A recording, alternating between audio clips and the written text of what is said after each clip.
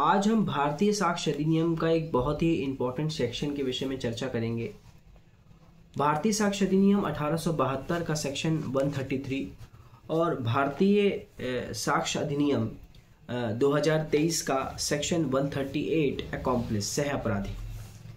तो सह अपराधी के विषय में बहुत ही विस्तार से जो है वो हमारे एविडेंस एक्ट में चर्चा की गई है।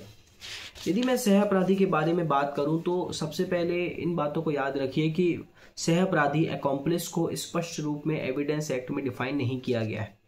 केवल ये बताया गया है कि सह अपराधी क्या होता है।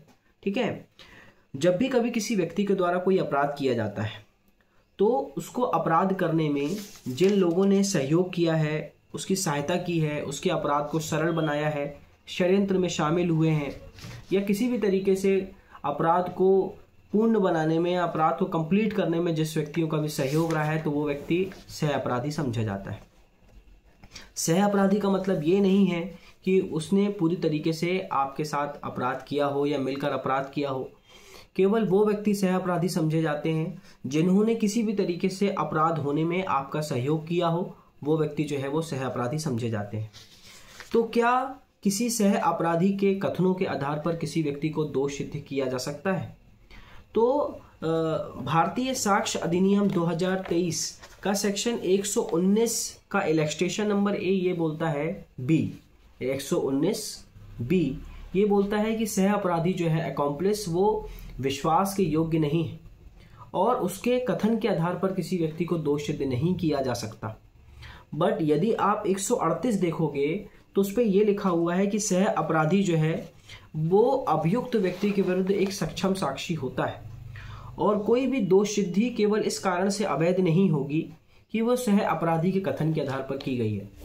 इसका मतलब यह है कि सह अपराधी जो होता है वो कभी भी विश्वास के योग्य नहीं होता और न्यायालय केवल इसके स्टेटमेंट के बेस पे या सह अपराधी के कथन के आधार पर किसी व्यक्ति को दोष सिद्ध कर रही है तो न्यायालय को बड़ी ही सावधानी रखना चाहिए, क्योंकि वो अपने जो मित्र हैं जिनके साथ मिलकर उसने अपराध किया है वो उनके साथ विश्वासघात कर रहा है या वो उनको धोखा दे सकता है अपने आप को बचाने के लिए। क्या होता है, जब कभी कोई अपराध होता है तो पुलिस ऑफिसर्स क्या करते हैं, पुलिस इन्वेस्टिगेशन करते समय अपराध में किसी एक या दो व्यक्ति को क्या करते हैं, सरकारी गवाह बना लेते हैं और सरकारी गवाह बनाते समय उनको ये लालच देते हैं कि यदि वो उनके तरफ से विटनेस बन जाए या वो सरकारी गवाह बन जाए तो उनकी जो है वो सज़ा माफ़ कर दी जाएगी और वो अपनी सज़ा माफ़ करवाने के लिए क्या करते हैं, पुलिस के साइड हो जाते हैं या पुलिस को जो है वो स्टेटमेंट देते हैं, उनके पक्ष में स्टेटमेंट देते हैं, इसलिए वो सरकारी गवाह बन जाते हैं। क्योंकि कोई भी व्यक्ति जो है वो ये नहीं चाहता कि वो जेल जाए, वो अपने ऊपर से जो है वो दोष को मिटाने के लिए वो किसी भी हद तक गुजर सकता है। यहाँ तक कि अकॉम्प्लिस जो है होता है वो शपथ पर भी जो है वो मिथ्या कथन जो है वो दे सकता है, इसलिए वो किसी भी तरीके से विश्वास के योग्य नहीं होता।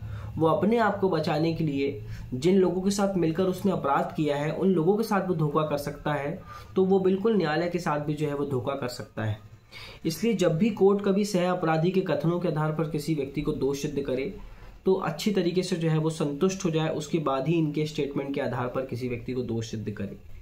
लेकिन सेक्शन 138 न्यू एविडेंस एक्ट का ये बोलता है कि सह अपराधी अभियुक्त व्यक्ति के विरुद्ध एक सक्षम गवाह होता है। साथ ही साथ कोई भी कन्विक्शन केवल इस कारण से इलीगल नहीं होगा या अवैध नहीं समझा जाएगा कि वह सह अपराधी के कथनों के आधार पर किया गया है। साथ ही साथ सह अपराधी जो है सेक्शन 138 के हिसाब से विश्वास के योग्य होता है। लेकिन जब भी हम उसके स्टेटमेंट पर आधार पर किसी व्यक्ति को दोष सिद्ध करें तो पूरी तरीके से सावधानी रखें, क्योंकि यदि हम उसका वैल्यूएशन करें तो सह अपराधी अपने ऊपर से दोष को हटाने के लिए वो दूसरे को फंसा सकता है या फॉल्स स्टेटमेंट दे सकता है, फॉल्स एविडेंस दे सकता है। वह स्वयं अपराध का एक हिस्सेदार है, उसने खुद ही एक अपराध किया, उसने खुद एक इमोरल एक्ट किया है, पहले से एक उसने अनैतिक कार्य किया है, तो वह अपने आप को बचाने के लिए कोर्ट को भी गुमराह कर सकता है और एक और अनैतिक काम कर सकता है ना।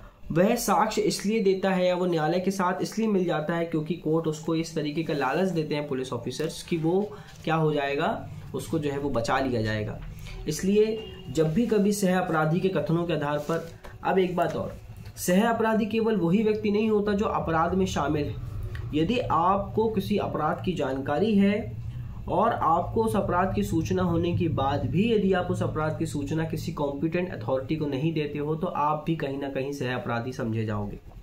तो सह अपराधी के कथनों के आधार पर जब भी किसी को दोष सिद्ध किया जाता है तो हमको डायरेक्ट एविडेंस और कंडीशनल एविडेंस, प्रत्यक्ष साक्ष्य और परिस्थितिजन्य साक्ष्य को बहुत ही मद्देनजर रखना चाहिए और इनको ध्यान में रखते हुए ही हम सह अपराधी के कथनों के आधार पर किसी व्यक्ति को हम दोष सिद्ध कर सकते हैं।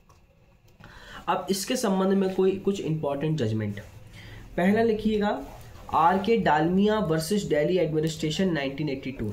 ठीक है, ऐसा व्यक्ति जिसने चोरी की संपत्ति जानते हुए प्राप्त किया है कि वो व्यक्ति वस्तु जो है वो चोरी की है, वो व्यक्ति भी सह अपराधी समझा जाएगा। R K. Dalmia versus Delhi administration. एक और महत्वपूर्ण जजमेंट है Bhawani Sahu versus state versus king. इस केस में ये बोला गया था कि सह अपराधी के संबंध में भारतीय विधि के नियम और इंग्लिश विधि के नियम दोनों ही एक समान है। इंडियन लॉ और फॉरेन लॉ दोनों सिमिलर है। एक लास्ट जजमेंट है डगलू वर्सेस स्टेट ऑफ महाराष्ट्र।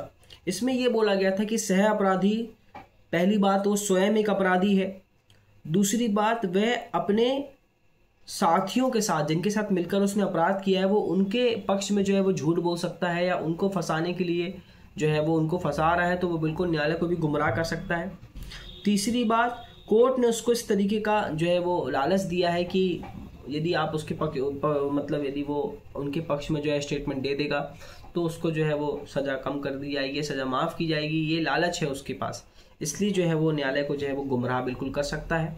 तो यदि मैं अकॉम्प्लिस को कंक्लूड करूं तो अकॉम्प्लिस एक सरकारी गवाह होता है जो अपराध होते समय अपराधियों के साथ होता है ना, किसी भी तरीके से साथ हो सकता है। जरूरी नहीं है कि आपने वो पूरा का पूरा अपराध होने में सहयोग किया हो। यदि पूरा अपराध कंप्लीट करने में यदि एक कड़ी में भी यदि आपने सहयोग किया हो तो भी आप सह अपराधी समझे जाएंगे। तो सह अपराधी एक ऐसा व्यक्ति होता है जिसने मुख्य अपराधी के साथ मिलकर अपराध किया है या षड्यंत्र में शामिल हुआ है, किसी तरीके से भी अपना सपोर्ट किया है। तो सेक्शन 138 के हिसाब से आप सह अपराधी के या अकॉम्प्लिस के स्टेटमेंट के आधार पर आप किसी व्यक्ति को दोष सिद्ध कर सकते हो, लेकिन वो विश्वास के योग्य नहीं होता। इसलिए आप अकॉम्प्लिस के स्टेटमेंट के आधार पर किसी व्यक्ति को दोष सिद्ध करो तो आप बहुत ही ज़्यादा सावधानी बरतिए। लेकिन यदि हम सेक्शन 119 सब क्लॉज बी की बात करें, इलस्ट्रेशन नंबर 2 की बी की, तो वो ये बोलता है कि सह अपराधी विश्वास के योग्य नहीं है, इसलिए उसके स्टेटमेंट के आधार पर किसी व्यक्ति को दोष सिद्ध नहीं किया जा सकता। धन्यवाद।